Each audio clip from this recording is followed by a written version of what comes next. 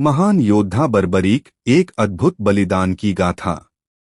महाभारत के युद्ध में जहां एक ओर अर्जुन, भीम, कर्ण और द्रोण जैसे पराक्रमी योद्धा अपनी वीरता का परिचय दे रहे थे, वहीं एक ऐसा वीर भी था जो अपनी अपार शक्ति के कारण युद्ध का परिणाम पल भर में बदल सकता था। वह महान योद्धा था बर्बरीक, भीम पुत्र घटोत्कच का पुत्र। बर्बरीक की अद्भुत शक्ति। बर्बरीक का जन्म राक्षसों के राजा घटोत्कच और नागकन्या मौरवी के पुत्र के रूप में हुआ था। उन्होंने अपनी माता पिता से अद्भुत युद्धकला सीखी और छोटी उम्र में ही एक महान धनुर्धर बन गए। लेकिन उनकी असली शक्ति उनके 3 अचूक बाणों तीर में थी, जो उन्हें भगवान शिव से वरदान स्वरूप प्राप्त हुए थे। इन 3 तीरों की विशेषता थी कि पहला तीर जिस वस्तु या व्यक्ति को चिह्नित कर ले वह लक्ष्य बन जाता। दूसरा तीर उस लक्ष्य को समाप्त कर देता। तीसरा तीर जिसे बर्बरीक चाहता उसे पुनः जीवित कर देता। इसके अलावा बर्बरीक के पास अजेय धनुष था, जिससे छोड़ा गया तीर बिना लक्ष्य को भेदे वापस नहीं लौटता था। इस अपार शक्ति के कारण बर्बरीक को 3 बांधारी भी कहा जाता था। युद्ध में भाग लेने की प्रतिज्ञा। जब महाभारत का भीषण युद्ध आरंभ होने वाला था, तब बर्बरीक ने निश्चय किया कि वे इस युद्ध में अवश्य भाग लेंगे। लेकिन बर्बरीक के हृदय में यह संकल्प था कि वे सदैव पराजित पक्ष का साथ देंगे। बर्बरीक अपने अद्भुत घोड़े पर सवार होकर कुरुक्षेत्र के युद्धस्थल की ओर बढ़ने लगे। जब श्रीकृष्ण को उनके आने की सूचना मिली तो वे समझ गए कि यदि बर्बरीक ने युद्ध में भाग लिया तो युद्ध का परिणाम कुछ ही क्षणों में बदल जाएगा। श्रीकृष्ण और बर्बरीक का संवाद। श्रीकृष्ण एक वृद्ध ब्राह्मण का वेश धारण कर बर्बरीक के मार्ग में प्रकट हुए और उनसे पूछा, हे बालक, तुम कौन हो और इस युद्ध में किसका पक्ष लेने जा रहे हो? बर्बरीक ने हाथ जोड़कर उत्तर दिया, हे ब्राह्मण देव, मैं बर्बरीक हूँ, भीमसेन का पौत्र और घटोत्कच का पुत्र। मैंने प्रतिज्ञा ली है कि मैं सदैव कमजोर पक्ष का साथ दूंगा।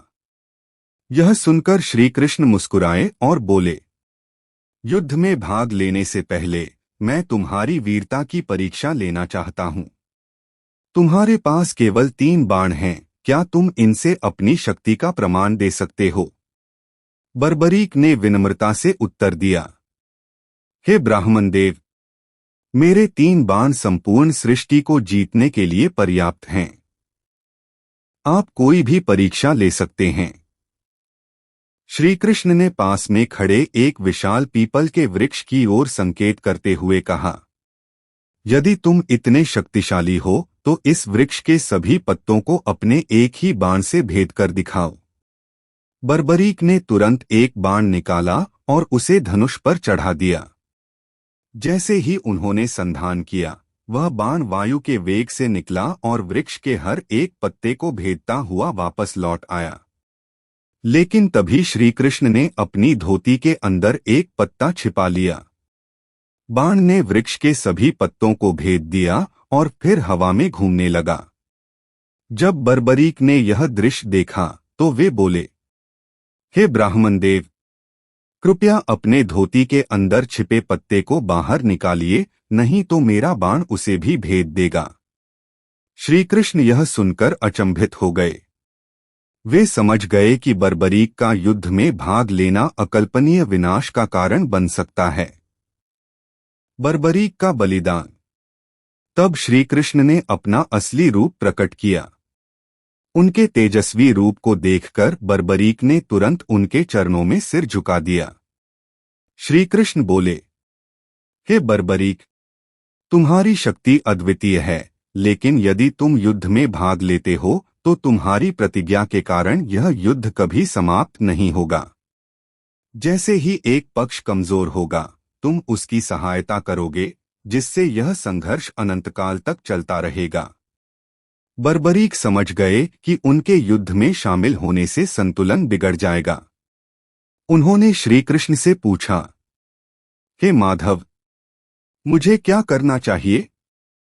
श्री कृष्ण ने गंभीर स्वर में कहा, युद्ध को संतुलित रखने के लिए मैं तुमसे एक बलिदान मांगता हूं। मुझे तुम्हारा शीश सिर चाहिए। यह सुनकर बर्बरीक अचंभित रह गए, लेकिन वे जानते थे कि भगवान की इच्छा के आगे कोई नहीं जा सकता।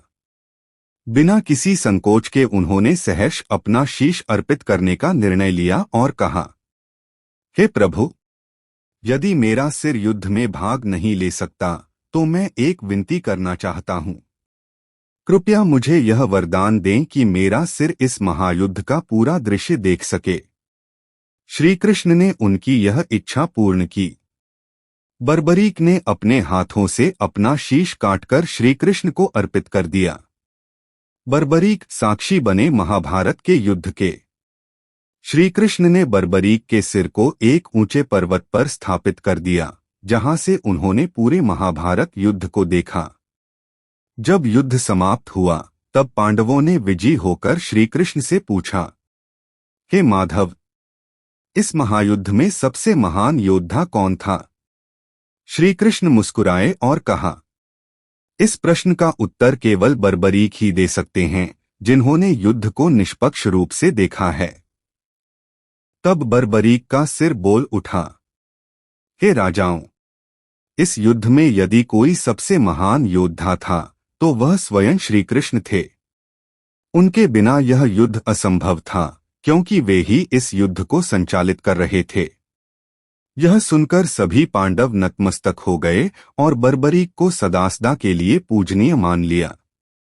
निष्कर्ष, बर्बरीक की यह कथा हमें सिखाती है कि सच्ची वीरता केवल शक्ति का प्रदर्शन नहीं, बल्कि त्याग और धर्म की रक्षा के लिए समर्पण में होती है।